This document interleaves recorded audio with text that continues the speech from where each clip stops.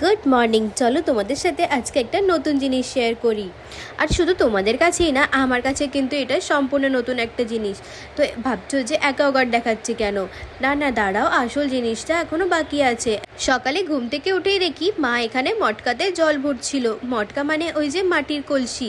আর এই যে এইভাবে জল ভরছিল লম্বা একটা পাইপে করে, এই যে বড় একটা ডিশের মধ্যে জল ভরে আর মটকার মধ্যে দেবে। তা নাহলে মটকাটা তো ওই সাইডে আছে, কি করেই বা ভরতো মা। তো এই যে দেখো বড় জায়গাটা এখানে ভর্তি হয়ে গেছে। তো এবারে মা ওর মধ্যে জলটা ঢেলে দিচ্ছে।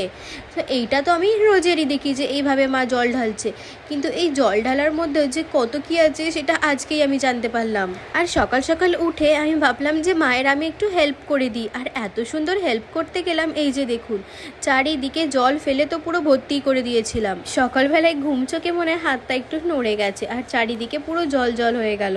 তো যাই হোক, আজকাল না ভিডিওতে খালি আমি দেখছিলাম সবাই বলছে তাবার জিনিসে জল খেতে।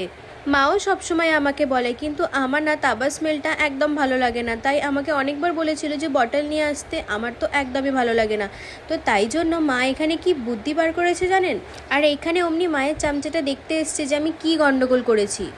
এখনের তো উন্নত যে অ্যাকোয়াগার্ডগুলো আছে তার মধ্যেই ভেতরে তাবার সিস্টেম করা থাকে, কিন্তু আমাদেরটা যেহেতু অনেকটা পুরনো, তো সেই জন্য সেরকম কোনো সিস্টেম নেই। আর মা এখানে কি করেছে, এই যে দেখুন একটা ঘট ছিল তাবার, সেই তাবার ঘরটাকে এই মটকার ভেতরে ঢুকিয়ে রাখে। প্রতি সপ্তাহে মা এটাকে বের করে লেবু দিয়ে ভালো করে পরিষ্কার করে, কারণ জলের ভেতরে থেকে তো একটা কষ পড়ে যায়। তো সেই কষটাকে তোলার জন্য এই যে দেখুন কত সুন্দর চকচকে করে পরিষ্কার করে নিয়েছে। এবারে এটাকে এর ভেতরে ঢুকিয়ে দেবে। আর আমরা তো যেহেতু সবাই এই মটকা থেকে জল খাই, তো তাবার জলও খাওয়া হয়ে গেল, আর এদিকে কেউ জানতেও পারলো না। সত্যি মায়েরা যে কত রকম বুদ্ধি চালায় সেটা মাকে দেখলেই বোঝা যায়। তো জল অনেকটা বেশি হয়েছিল বলে কিছুটা বার করে নিলাম। তারপরে এই যে দেখুন কীভাবে মা ভেতরে ঢুকিয়ে দিচ্ছে। এতদিন ধরে যে আমরা সবাই তাবার জলই খাচ্ছিলাম সেটা তো আজকেই টের পেলাম। আর তোমরা কারা কারা তাবার জায়গায় জল খাও আমাকে কিন্তু কমেন্টে জানিও। আর যারা খাও না বা তাদের কাছে কোনো এই যে অপশন নেই খাওয়ার, তারা কিন্তু এরকমই কলসির ভেতরে বা কোনো ঘড়ার ভেতরে ঢুকিয়ে রাখতে পারো। এত বড়ই যে দিতে হবে তার কিন্তু কোনো মানে নেই। আমাদের বড় ছিল তাই বড় ঘরটা দিয়েছি, ছোট থাকলে ছোট ঘরও দিতে পারো। এই যে দেখো কীরকম ভেতরে মা ঢুকিয়ে দিল এটা।